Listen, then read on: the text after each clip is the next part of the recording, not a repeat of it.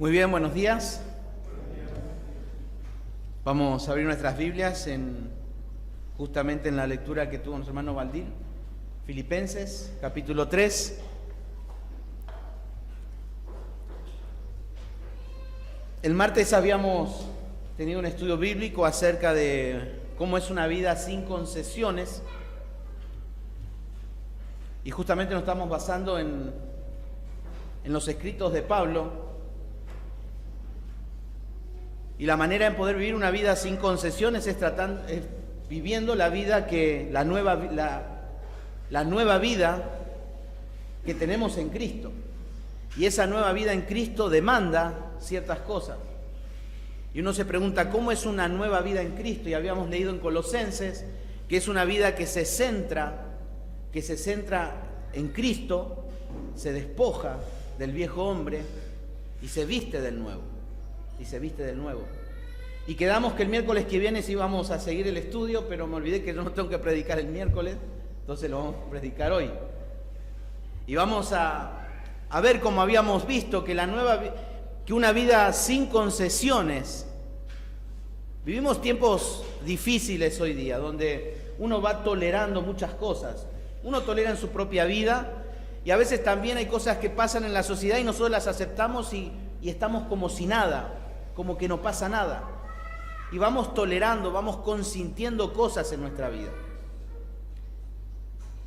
Y realmente en la vida del apóstol Pablo vimos que ahí en Colosenses nos enseñó qué debemos hacer nosotros para no caer en una vida de concesiones. Y lo primero era aprender a vivir esa nueva vida que tenemos en Cristo. Y justamente aquí en Filipenses capítulo 3, Pablo nos va a volver nuevamente a hablar con respecto a qué debemos hacer para vivir una vida sin concesiones. En realidad lo que nosotros necesitamos es tratar de vivir la vida con una perspectiva bíblica. Y justamente Pablo en este capítulo 3 nos va a hablar acerca de eso y nos va a hablar acerca del valor incalculable de una nueva relación con Cristo. En Colosenses nos hablaba acerca de una nueva vida en Cristo y aquí en Filipenses capítulo 3 Pablo nos va a hablar acerca de una nueva relación que tenemos en Cristo.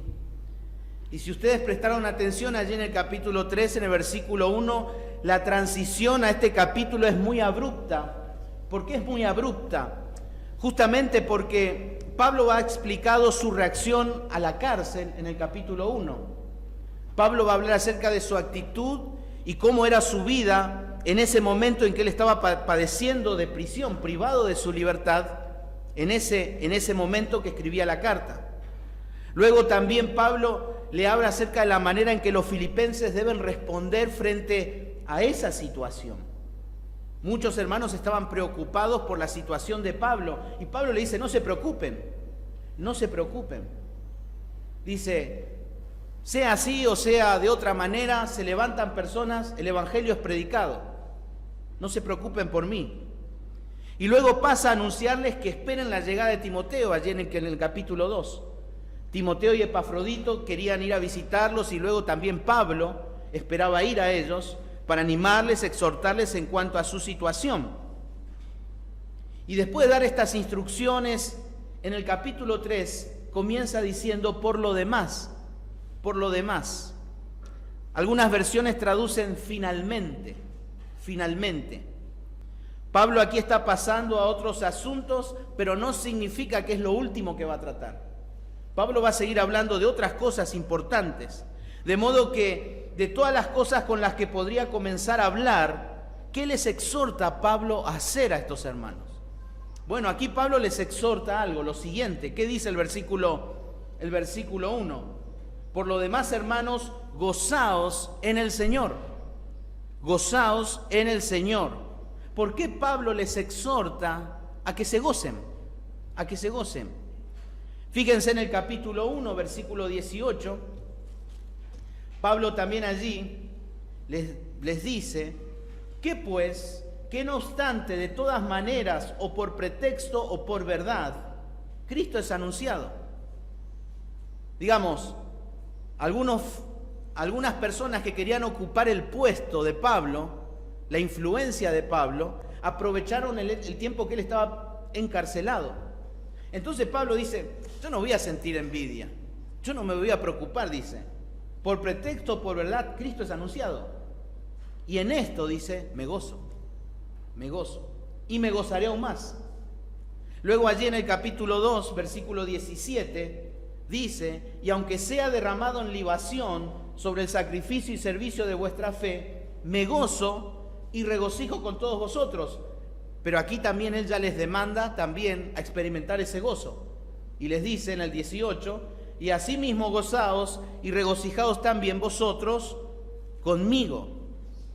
Ahora, ¿por qué es tan importante para Pablo exhortarle a los hermanos a que estén gozosos? ¿Por qué es tan importante? Él solamente pide que ante la situación presenten una sonrisa, y como habíamos mencionado el miércoles pasado, como ese famoso libro de mujeres, ponte una flor y sonríe. ¿Qué es lo que Pablo realmente quiere decirle? Bueno, pensemos en los contextos en que el apóstol Pablo estaba pasando y ha declarado que aún así él se goza o se va a gozar, y ha exhortado a los filipenses justamente a hacerlo, a que se goce en medio de esta situación, porque no son las situaciones que caracterizaríamos precisamente de alegres. Esas afirmaciones aparecen en medio de las dificultades. En medio de las dificultades, Pablo les dice, gócense, en medio de las dificultades. Regocijarnos es una actitud que elegimos hacer. Uno decide gozarse. El gozo no es una emoción, el gozo no es un sentimiento. Si elegimos gozarnos, significa que estamos eligiendo hacer solamente eso y no otra cosa. Por eso uno no puede gozarse en algo y renegar por eso mismo. Uno decide, se goza o reniega. Aquí Pablo nos da una visión de la vida que no nos podemos dar el lujo de perder en todo este capítulo 3. En esta lectura que nuestro hermano Valdir leyó en todo el capítulo, resumiendo en una oración, Pablo va a presentar la clave para vivir una vida gozosa en un mundo difícil. Es confiando en la nueva relación que poseemos en Cristo. La clave para vivir una vida gozosa en un mundo difícil es confiando en la nueva relación que poseemos en Cristo. Y esa es la propuesta de Pablo a los filipenses. Por eso comienza diciendo allí, gozaos. Ahora la pregunta es, ¿cómo es esta nueva relación que tenemos en Cristo? ¿Cómo es la nueva vida, como hemos considerado el miércoles pasado, pero ahora, cómo es esa nueva relación que tenemos en Cristo? ¿Cómo se caracteriza? Bueno, en esta nueva relación vamos a ver que se basa en dos verdades fundamentales. La primera, un conocimiento profundo. Y en segundo lugar, una unión provechosa. Y eso es lo que Pablo va a estar desarrollando en el versículo 8 al versículo 11 que vamos a estar meditando en esta mañana. Y vamos nuevamente a esos versículos y vamos a leer el versículo 8. Dice la palabra de Dios, y ciertamente aún estimo todas las cosas como pérdida por la excelencia del conocimiento de Cristo Jesús, mi Señor, por amor del cual lo he perdido todo y lo tengo por basura para ganar a Cristo. Aquí encontramos una frase muy enérgica de Pablo que dice ciertamente. En ese ciertamente le está poniendo un fuerte énfasis en el contraste entre qué cosas. Justamente entre las credenciales religiosas que había mencionado en el versículo 5 y 6. ¿En contraste con qué? Justamente con lo que va a pasar a detallar a partir del versículo 18 en adelante. Ese ciertamente, por lo tanto, debe llamarnos la atención. Y Pablo, justamente ahí en el versículo 5, 6 y 7, como habíamos leído, él toma como pérdida todos esos méritos que él creía que lo hacía acepto ante Dios. Justamente ahí donde dice en el versículo 7, las he estimado, y luego en el versículo 8 dice estimo. En el idioma original esos verbos se traducen queriendo decir que para Pablo esas cosas ni ahora ni nunca tendrán valor como lo tenían en el pasado. Pablo estaba diciendo, todas esas credenciales que me hacían una persona importante y la cual yo creía que me acercaban a Dios, a partir de ahora y en un futuro ya no tienen más valor para mi vida, Pablo pensaba que con esos méritos él iba a ganar el favor de Dios. Y cualquiera que pudiera realizar en el presente o en el futuro, seguirían siendo cosas sin valor, pérdidas. Ahora, Pablo nos está enseñando algo importante, que si quiero ser como Pablo, bueno, la pregunta sería, ¿necesito quemar todos los logros que he obtenido hasta ahora? Si quiero ser como Pablo, tengo que renunciar a mis logros académicos, a mi profesión, tengo que rechazar a mi familia, porque Pablo estaba diciendo, circuncidado al 8º día del linaje de Israel, de la tribu de Benjamín, hebreos de hebreos, en cuanto a la ley fariseo, en cuanto a celo perseguidor de la iglesia, en cuanto a la justicia que es en la ley irreprensible. Pero cuántas cosas eran para mí ganancia y las he estimado como pérdida. ¿Que tenemos que hacer eso? ¿Tenemos que renunciar a nuestra familia, borrar nuestro apellido, vender todo lo que tenemos y deshacernos de todo? Bueno, eso no es lo que Pablo está enseñando acá. Porque si leemos en el libro de Hechos, vamos a encontrar que sus logros académicos, su religión, su posición social, le fue muy útil para la extensión del Evangelio. Y eso no lo podemos negar. Eso lo utilizó Pablo. Por lo tanto, aquí Pablo nos está enseñando acerca de eso. Lo que Pablo aquí, el punto de Pablo en este versículo es dónde nosotros ponemos nuestro valor y de qué logros humanos nos jactamos. A eso Pablo se estaba refiriendo. La respuesta correcta debería ser de ninguno. De ninguna cosa yo me tengo que aferrar como valor para obtener méritos ante Dios. Nada de eso. Nada de eso. Por lo tanto, sí son cosas valiosas, son dones, son privilegios que Dios da a ciertas personas. Les dan quizás una carrera académica, una profesión importante, un lugar importante en la sociedad. Son privilegios y dones que Dios da a algunos creyentes. Por lo tanto, son plataformas o medios para qué, sobre todas las cosas, glorificar a Dios. Pero no depositar toda nuestra confianza y logro en eso. Y aquí Pablo justamente desechó sus logros religiosos por una razón. ¿Cuál es la razón? Dice ahí el versículo, por la excelencia del conocimiento de Cristo Jesús. Por la excelencia del conocimiento de Cristo Jesús. Ahí la palabra excelencia justamente se refiere a algo de valor incalculable. Incalculable. Por eso el título de este sermón es eso, el valor incalculable de la nueva relación que tenemos en Cristo. Y esa relación que tenemos tiene un valor incalculable y probablemente no nos damos cuenta. Bueno, aquí justamente Pablo dice que este conocimiento de Cristo es mucho más que el simple conocimiento intelectual de los hechos relacionados con Cristo. Tiene que ver con conocer de manera experimental, ¿a través de qué? De una participación directa con Él. ¿Qué quiere decir esto? Que voy a escuchar la voz de Dios, que lo voy a ver y me va a decir, anda allá, vení acá, hace esto. Habla de un contacto directo y de qué manera. Bueno, aquí este conocimiento se refiere a un conocimiento completo que es correcto y es exacto. Y no estaba hablando justamente de conocer solo la identidad de Cristo, de quién es Él, sino de conocerlo íntimamente, profundamente. Y ese es el modo en que quiere que su pueblo lo conozca. Esa es la manera en que Dios espera que usted, que vos y yo conozcamos a Dios. El deseo de Pablo es que cada creyente desarrolle justamente ese conocimiento, un conocimiento profundo e íntimo. Y eso se logra a través de la oración y el estudio de la palabra. Habíamos hablado el miércoles que la pasión de Pablo es conocer a Cristo. Y su meta, justamente ahí en Filipenses 3:14 dice: prosigo a la meta, al premio del supremo llamamiento de Dios en Cristo Jesús. La meta es Cristo, Cristo y solo Cristo. Esa era la meta de Pablo.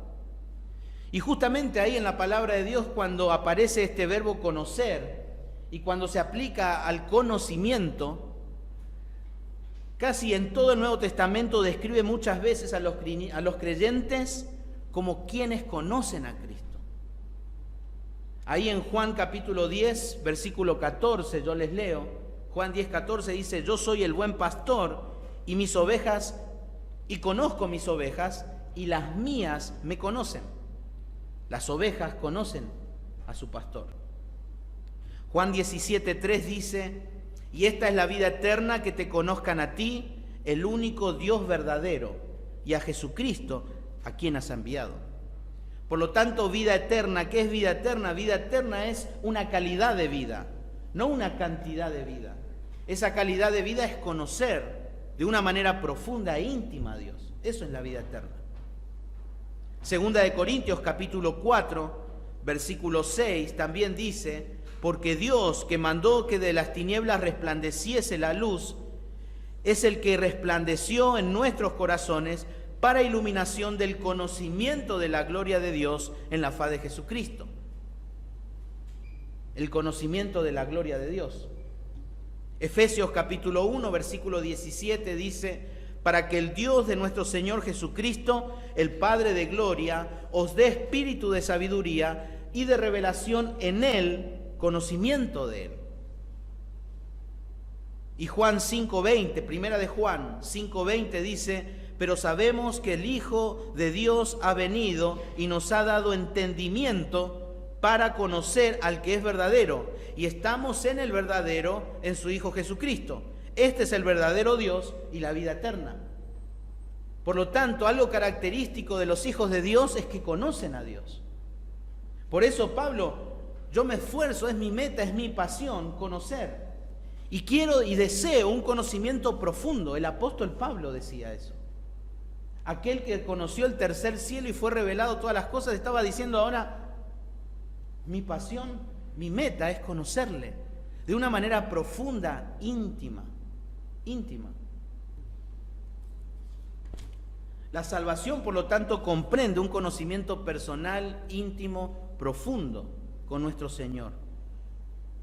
Y esto es importante también entender, hermanos. Fíjense, por favor, en Efesios capítulo 4, versículo 13.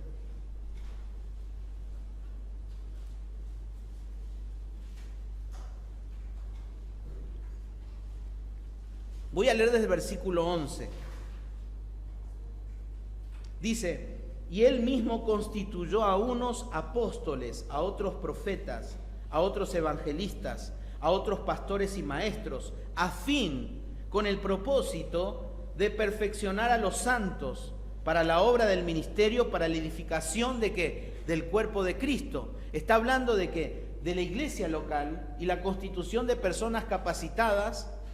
¿Para qué? Para preparar la congregación para la obra del ministerio. Versículo 13.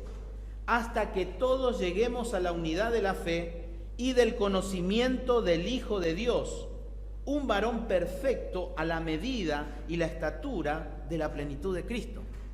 Este es un punto muy importante, hermanos. ¿Por qué razón? Porque la iglesia no solamente nos va a capacitar para la obra del ministerio, sino también nos dice el versículo 13, hasta que lleguemos a la unidad de la fe y del conocimiento del Hijo de Dios. La iglesia tiene el deber justamente de edificar a las personas, a los hermanos, en el conocimiento del Hijo de Dios. Por eso en la enseñanza bíblica no podemos perder el tiempo en cosas sencillas, simples, triviales, sino realmente ir a las Escrituras, porque esa es la función de la iglesia. Y si alguien no está de acuerdo con eso, debería en el cielo hablar con Pablo y decir: Pablo, yo no estoy de acuerdo con eso. Porque nosotros tenemos otros tipos de problemas en la vida. Pero justamente es ese. Para poder enfrentar los problemas de la vida necesito tener una perspectiva bíblica. Y esa perspectiva bíblica es conocer a Cristo de una manera íntima, profunda, y poder enfrentar así las realidades de la vida. Un comentarista del Nuevo Testamento que me encanta, su apellido es Meyer, él escribe justamente sobre esta relación con Cristo basándose en este pasaje de Filipenses. Y él dice lo siguiente: podemos conocerlo personalmente, íntimamente, cara a cara. Cristo no vive en los siglos pasados ni entre las nubes del cielo.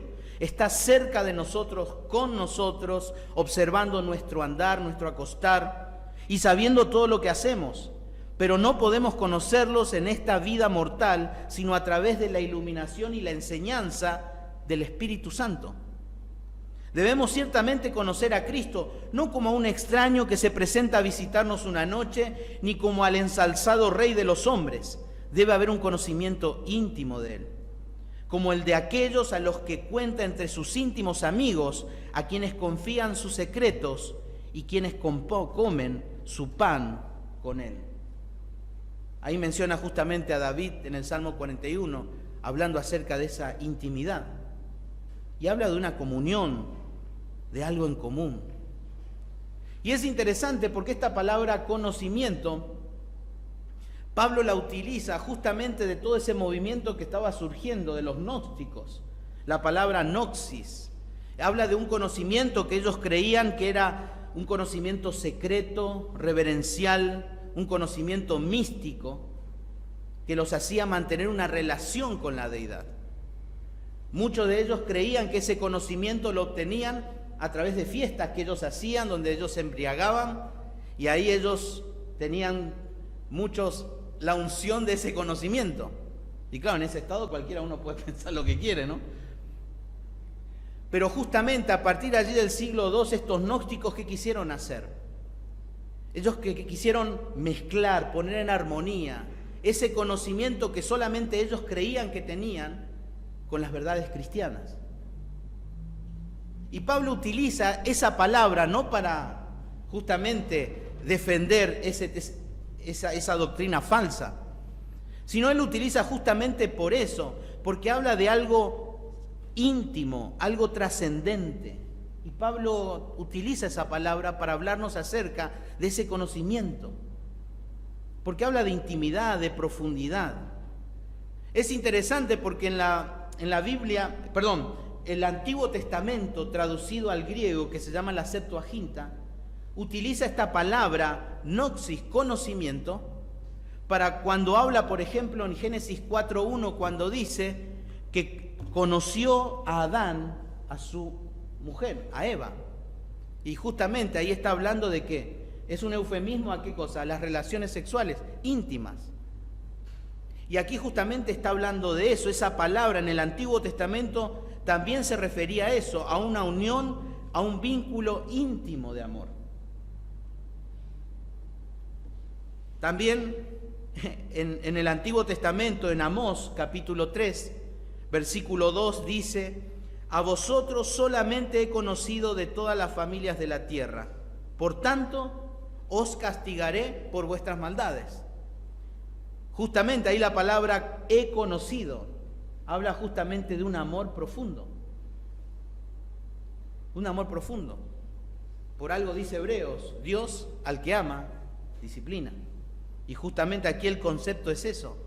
Dios va a disciplinar y castigar a su pueblo porque los conoce, porque los ama.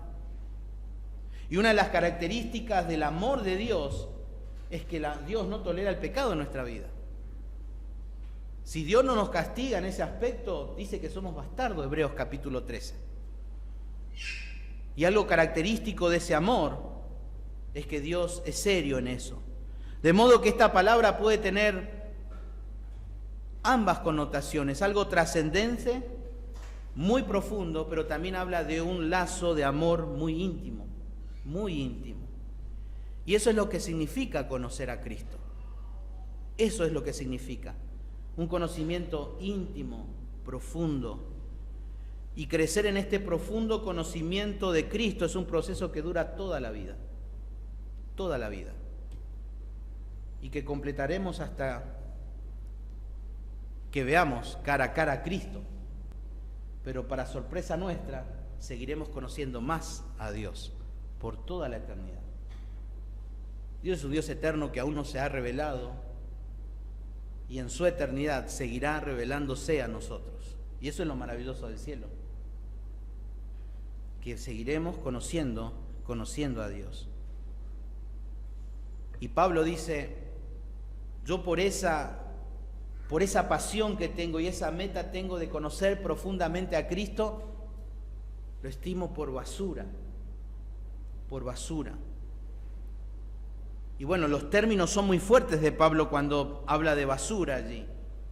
Se te puede traducir como despojo, desecho, estiércol, pero el sentido mayor de esta palabra es excremento. Para Pablo es excremento, todos sus logros. Él pensaba que si eso realmente lo iba a conducir a Dios, estaba equivocado, y todo eso lo toma por excremento, dice. Pablo expresa aquí en términos muy fuertes porque muestra su desprecio por los propios méritos religiosos que él tenía. Lo rechaza. Nada de eso me conduce a Dios. Si Pablo, por supuesto, lo habrá leído en algún momento, Jeremías, probablemente Pablo estuvo muy de acuerdo con Jeremías cuando Jeremías escribió las palabras de Jehová, cuando dice en Jeremías 9:24, mas alábese en esto el que se hubiese de alabar, en entenderme y conocerme, que yo soy Jehová, que hago misericordia, juicio y justicia en la tierra, porque estas cosas quiero, dice Jehová. Es el deseo de Dios para su pueblo que lo conozcamos íntimamente, profundamente. Es necesario conocer. Y Pablo dice, yo no quiero saber nada de esos méritos, y a veces caemos en esa equivocación. Tenemos problemas en la vida y creemos que porque venimos a la iglesia, yo lo voy a resolver. O porque yo agarro la Biblia y la leo en la soledad de mi casa y trato de confrontarme yo mismo a la palabra de Dios, y yo voy a resolver. Bueno, todo eso es religión, hermano. Es necesario tener un conocimiento profundo, íntimo con Dios. La clave para vivir una vida gozosa en un mundo difícil es confiando en la nueva relación que poseemos en Cristo. Y esa nueva relación tiene que ver con un conocimiento profundo. Pero ahí en Filipenses capítulo 3, versículo 9 al 11, Pablo continúa y dice lo siguiente: y ser hallado en él, no teniendo mi propia justicia, que es por la ley, sino la que es por la fe en Cristo, la justicia que es de Dios por la fe, a fin de conocerle y el poder de su resurrección y la participación de sus padecimientos, llegando a ser semejante a él en su muerte, si en alguna manera llegase a la resurrección de entre los muertos. Pablo comienza allí con una frase, en él. Ese en él es muy característico de todos los escritos paulinos. Aproximadamente en todas sus cartas aparecen 75 veces esa expresión, en él, en él. Y eso habla justamente de esa relación, de esa unión con Cristo. Y esa nueva relación tiene que ver con eso, de una unión con Él, con Cristo, con Cristo. Los creyentes están unidos estrechamente a Cristo en una vida inseparables y en un vínculo de amor perfecto. Por lo tanto, habla ahí de una unidad permanente. Es como Pablo cuando expresa en Gálatas 2:20, cuando dice, con Cristo estoy juntamente crucificado. Ya no vivo yo, mas Cristo vive en mí. Y las cosas que antes, dice, las vivo en la fe del Hijo de Dios, el cual me amó y se entregó a sí mismo por mí. Pablo habla allí de una relación personal que tiene con Cristo. Y todo lo que hemos confiado en Él tenemos esa relación. Esa relación. Y esa relación, por la gracia de Dios bendita, tenemos beneficios. Y Pablo va a hablar acerca de eso. Que esa unidad que tenemos con Él es provechosa. Hay beneficios. ¿Cuál es ese beneficio? Ahí en el versículo 9 nos decía, y ser hallado en Él, no teniendo mi propia justicia, que es por la ley, sino que es por la fe de Cristo, la justicia que es de Dios por la fe. Por lo tanto, conocer a Cristo es tener justicia, es tener su santidad y su virtud imputada a nosotros a través de Cristo. Cuando por la fe nos acercamos a Cristo, la justicia, la santidad de Dios nos es imputada a nosotros. Por la fe, por la fe. Y a lo largo de toda la vida pasada, Pablo había tratado de obtener su salvación, su propia justicia, justamente con lo que nos dice en el versículo 5, versículo 6. Él quería lograr su propia justicia. Es la justicia del esfuerzo personal. Habla allí de la moral externa, el rito religioso, de las obras.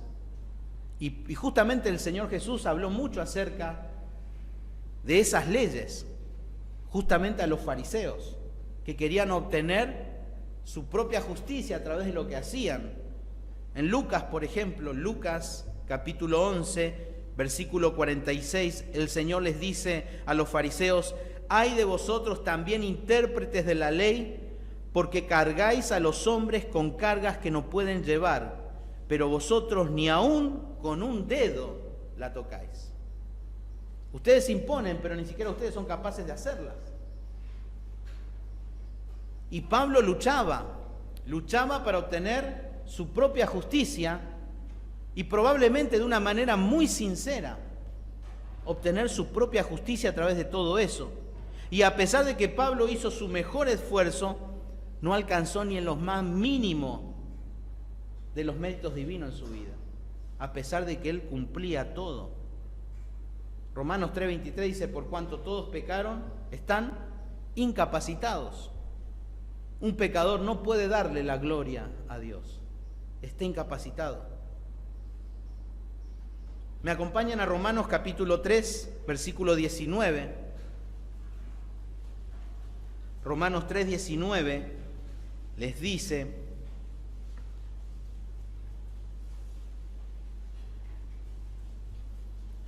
«Pero sabemos que todo lo que la ley dice, lo dice a los que están bajo la ley, para que toda boca se cierre y todo el mundo quede bajo el juicio de Dios, ya que por las obras de la ley ningún ser humano será justificado delante de él, porque por medio de la ley es el conocimiento del pecado».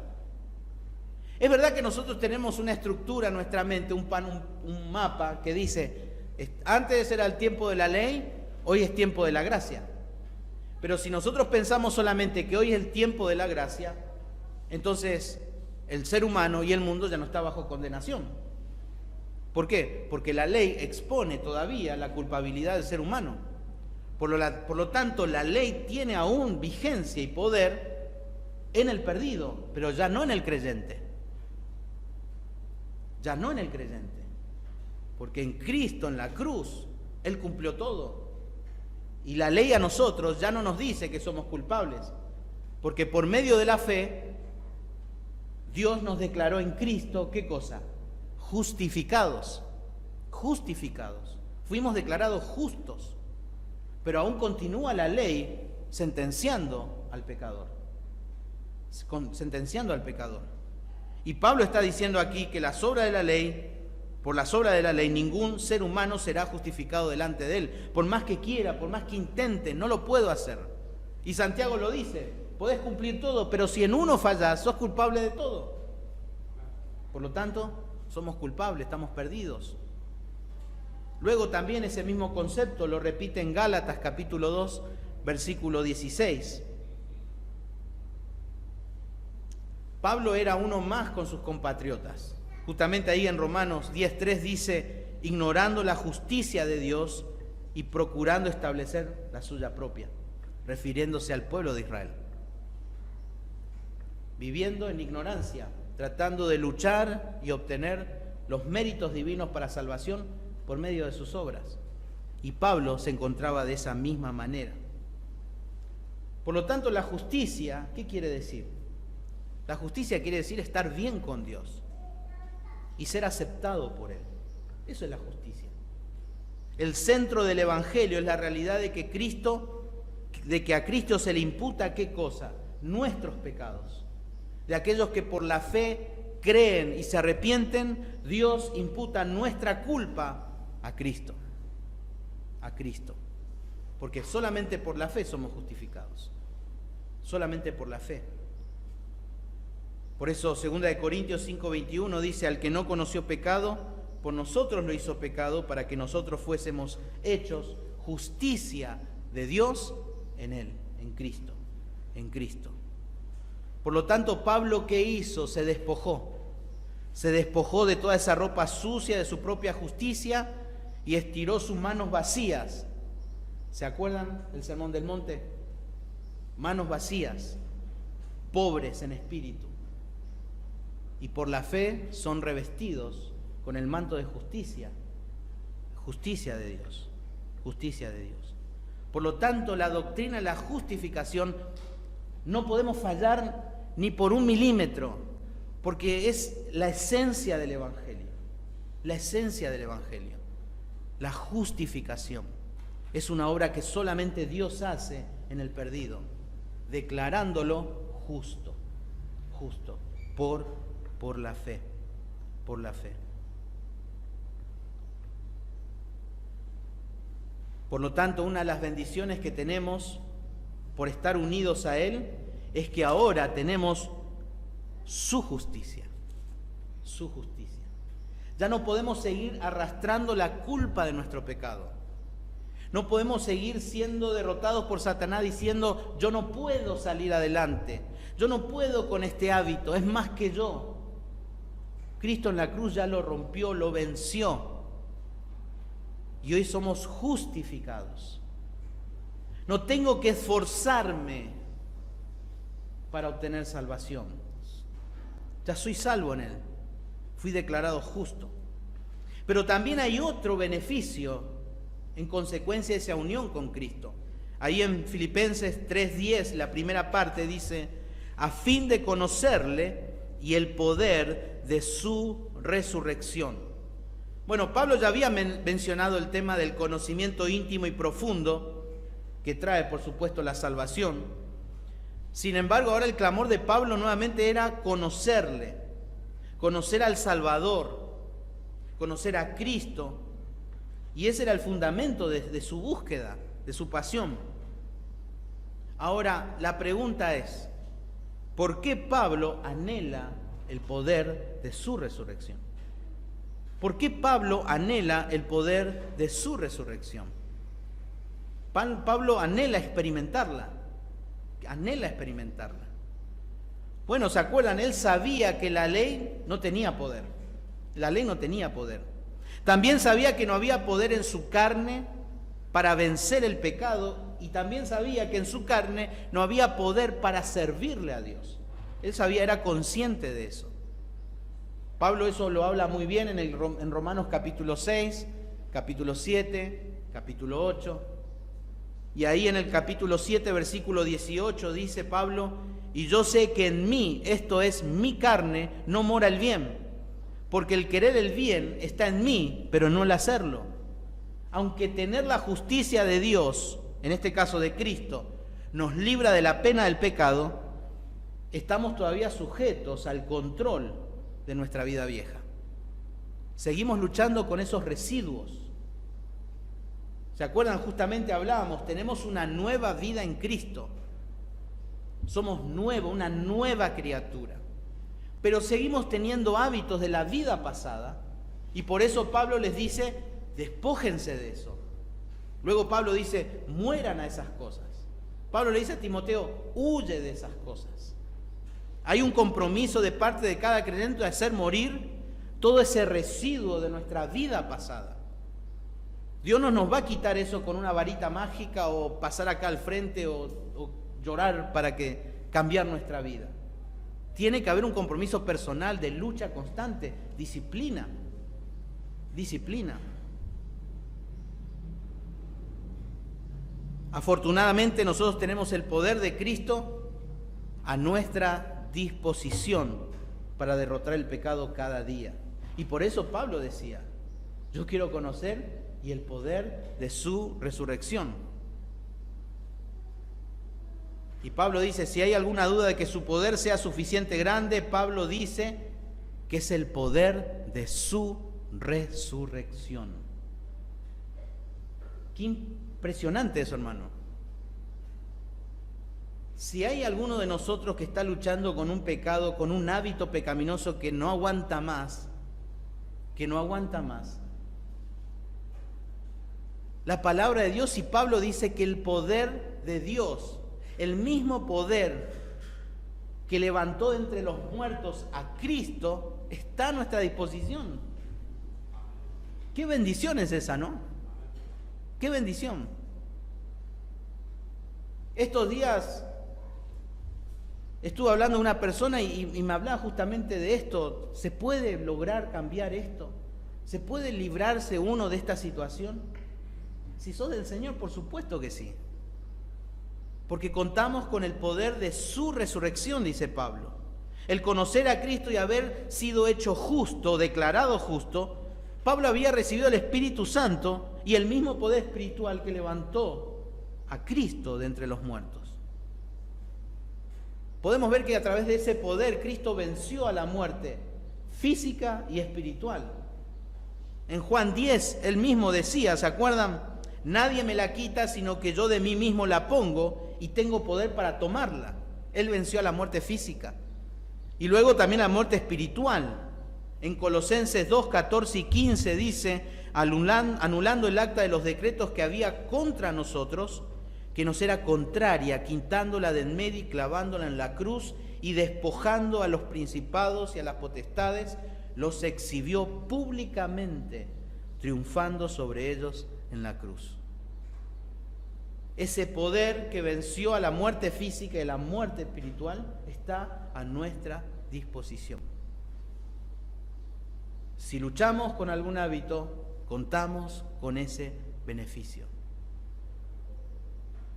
Viviendo en un mundo así que tenemos que estar luchando, prendiendo la tele, escuchando, pidiendo defensa de derechos y un montón de cosas, en todo este mundo difícil, cada uno de nosotros, necesitamos aferrarnos a esa nueva vida en Cristo que tenemos, pero también necesitamos aferrarnos a esta nueva relación que tenemos en Cristo.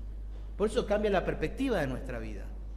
Todo es distinto, todo es distinto. Ese es el tipo de poder que Pablo quería experimentar, porque se dio cuenta de que era impotente para vencer al pecado por sí mismo.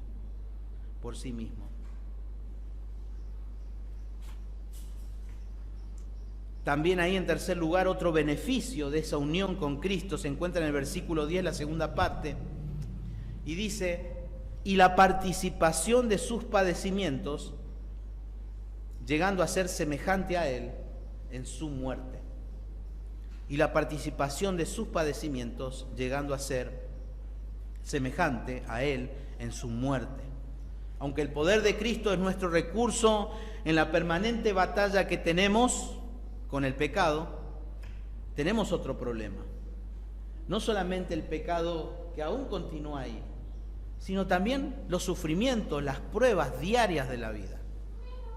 Lo que constantemente nos está acosando alrededor nuestro. Algunos de un grado muy grande, otros de un grado pequeño, pero no dejan de ser problemas y sufrimientos y dolores, lo afrontamos. La pregunta es, ¿a dónde podemos acudir para tener consuelo? ¿A dónde podemos acudir o qué recurso tenemos en esos momentos de prueba, de sufrimiento, de dolor, sea cual fuere? Pablo da la respuesta. La respuesta está allí cuando dice, y la participación. Ahí, de una mejor manera traducida, sería la comunión o el compañerismo de sus padecimientos. Algo en común. Cuando sufrimos, Cristo está con nosotros para consolarnos en nuestras aflicciones. Segunda de Corintios habla mucho acerca de eso, de ser consolados y de consolar a los que pasan sufrimiento. Segunda de Corintios, capítulo 1, versículo 5, dice: porque de la manera que abundan en nosotros las aflicciones de Cristo, así también abunda por Él mismo Cristo nuestra consolación.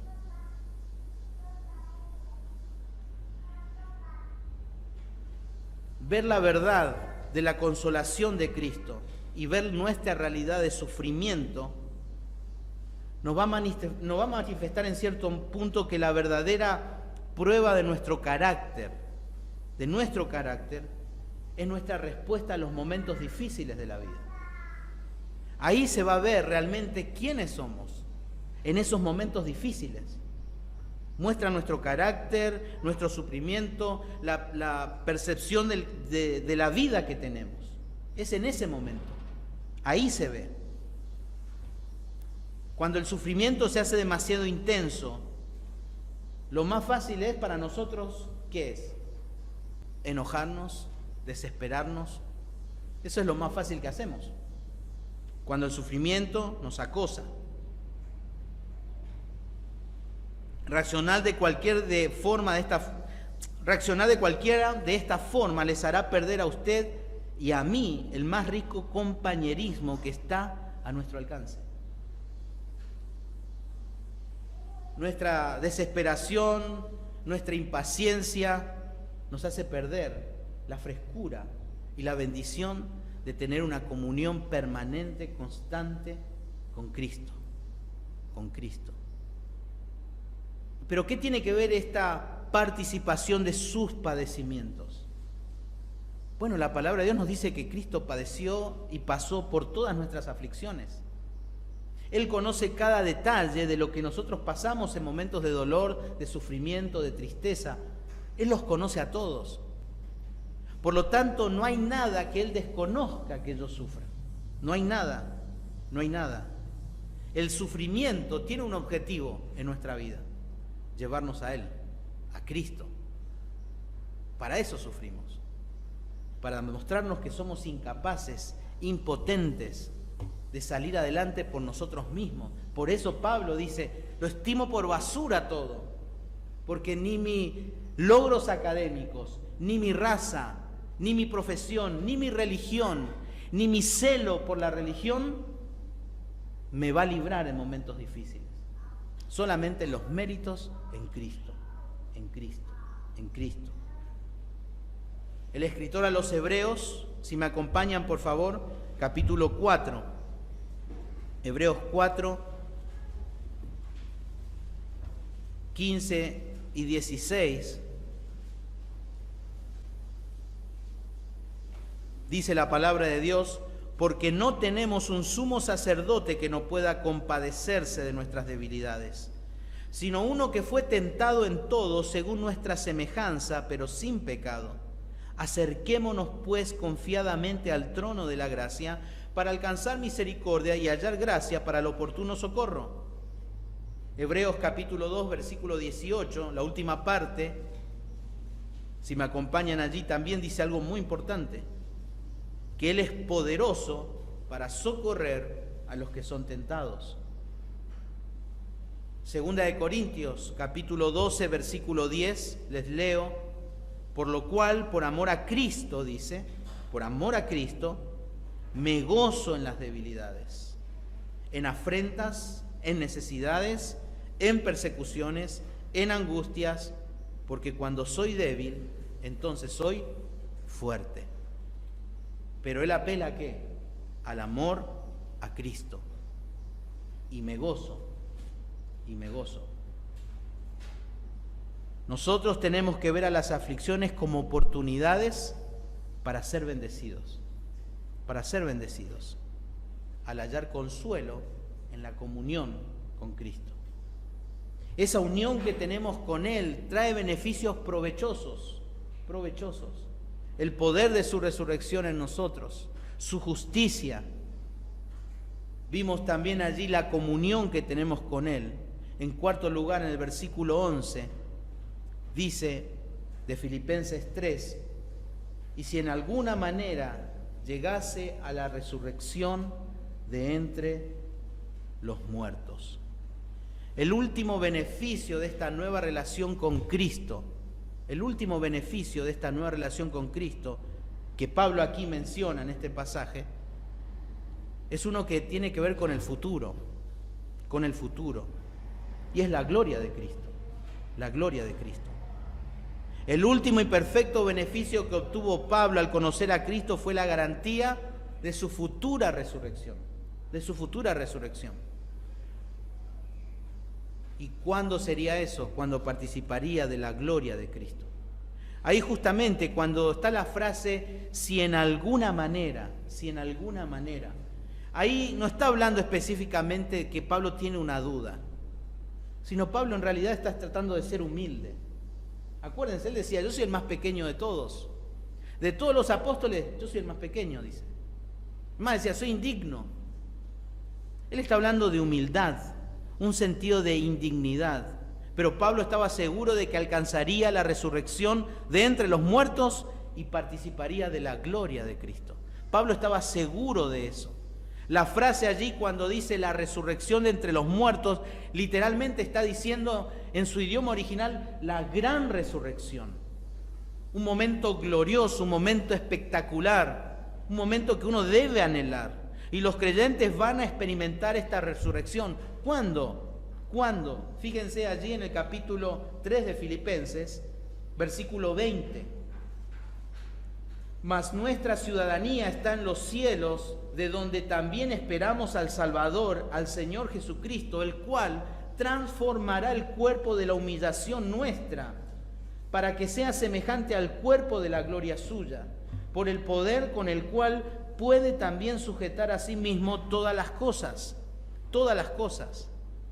El día en que Cristo va a regresar por su pueblo y que vamos a ser transformados. Eso es el rapto de la iglesia. Y allí seremos liberados de la presencia del pecado. Esta unión con Cristo nos ayuda aquí en la tierra a liberarnos del poder del pecado, a través de su justicia, a través de su compañerismo, a través de su poder. Hoy nosotros aquí podemos ser liberados del poder del pecado. Pero con este último, podríamos decir, provecho, beneficio que Pablo menciona en este pasaje, vamos a ser liberados en el futuro de la presencia del pecado.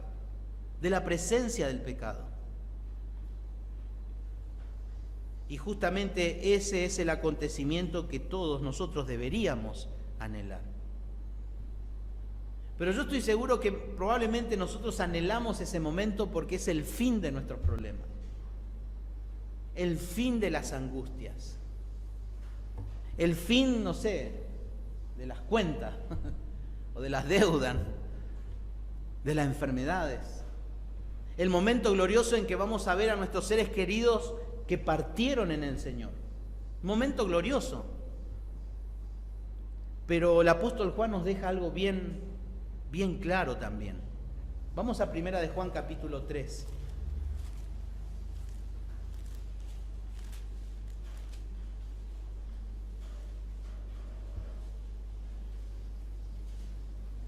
Versículo 1.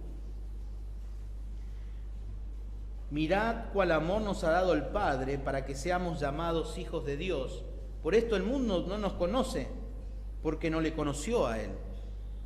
Amados, ahora somos hijos de Dios y aún no se ha manifestado lo que hemos de ser. Pero sabemos que cuando Él se manifieste, seremos semejantes a Él porque le veremos tal como Él es. Y todo aquel que tiene esta esperanza, en Él se purifica a sí mismo, así como Él es puro. Por lo tanto, la resurrección futura de nuestro cuerpo, en ese momento glorioso donde Cristo arrebatará a su iglesia, no es la llegada de nuestra anhelada esperanza, sino que debe ser también algo que nos purifica en este presente.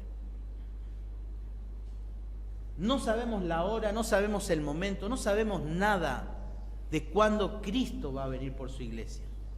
Por eso nos tiene que llevar a estar expectantes a ese momento, de cómo nos va a encontrar. Es verdad, uno dice, bueno, me gustaría que me encuentre cantando, pero quizás la iglesia sea un reflejo de simplemente religiosidad en nosotros. Creo que lo mejor que nos puede pasar a nosotros cuando Cristo venga es cuando estamos solos sin nadie a nuestro alrededor, pero que nos encuentre íntegros. Ese debe ser nuestro anhelo. Que en el momento más pensado, cuando estoy solo, donde estoy en un lugar donde nadie me conoce, que Cristo venga y me halle fiel. ¿Y cómo logro eso? Aferrándome a esta nueva relación que tengo en Él. Porque esta relación me habla de un conocimiento profundo, íntimo, pero también de una unión muy provechosa, muy provechosa, muy provechosa. El mejor modo de mantener la integridad y quitar la mirada de Cristo es teniendo esta bendita esperanza de que Cristo viene a buscarnos. Tenemos que permitirle a Dios el libre acceso para que pueda gobernar y guiar nuestra vida a través de las tormentas más duras de este mundo. Estamos viviendo tiempos muy difíciles, donde de a poco se está viniendo el amor libre. Y lo que nosotros tenemos que hacer no es necesariamente ir y hacer manifestaciones, sino saber cómo enfrentar esas situaciones. Necesitamos saber cómo enfrentar el tema del aborto, enfrentar las ideologías de género, el amor libre. Necesitamos tener verdades fundamentales de cómo iglesia nosotros vamos a enfrentarlas, y en la vida personal cómo enfrentarlas. Necesitamos saber, porque Cristo va a venir. Pero hermanos, tenemos los recursos, no hay excusa. El apóstol Pedro decía que se nos ha dado todo lo perteneciente a la vida y a la piedad. Tenemos todo. Tenemos que buscar, tenemos que descubrir, tenemos que ver, tenemos que estudiar, tenemos que meternos en eso. La única manera de poder vivir una vida sin concesiones, dejando de consentir el pecado y los estilos de vida de otras personas a nuestro alrededor, de lo que vemos, de lo que escuchamos, de lo que hacemos, es viviendo una vida gozosa en un mundo difícil, confiando en esa nueva relación que poseemos en Cristo. Por lo tanto, la perspectiva de vida que tenemos va a ser cambiada cuando nosotros empecemos a valorar esa nueva vida en Cristo que tenemos. Y esto no importa cuántos años de cristianos que tengamos. Tenemos una vida nueva y tenemos que descubrirla y vivirla y valorarla, pero también esa nueva vida nos lleva a tener una nueva relación, una nueva relación. ¿Conoce realmente usted a Cristo? ¿Disfruta de su compañía? ¿Disfruta de su poder en su vida? El ministerio lo hace siempre y debería hacerlo bajo el poder de su resurrección. Pablo lo decía, el poder que actúa en mí. Todo lo que yo hago, lo hago bajo el poder que actúa en mí. Ese mismo poder que resucitó a Cristo de entre los muertos. ¿Oramos? Padre Celestial, te damos gracias en esta mañana por abrir tu palabra, por haber meditado en ella, y pedimos, Señor, en esta mañana que estos principios podamos seguir meditando, seguir aprendiendo. Tú conoces nuestra mente, nuestro corazón, lo que luchamos, y ayúdanos, Señor, a conocerte más. Danos amor, pasión por tu palabra, por la oración. Ayúdanos, Señor, a tener ese mismo sentir que Pablo tenía, de que nuestra pasión y nuestra mente sea conocerte más de una manera íntima y profunda. Padre, encomendamos nuestra vida. En el nombre del Señor Jesús. Amén.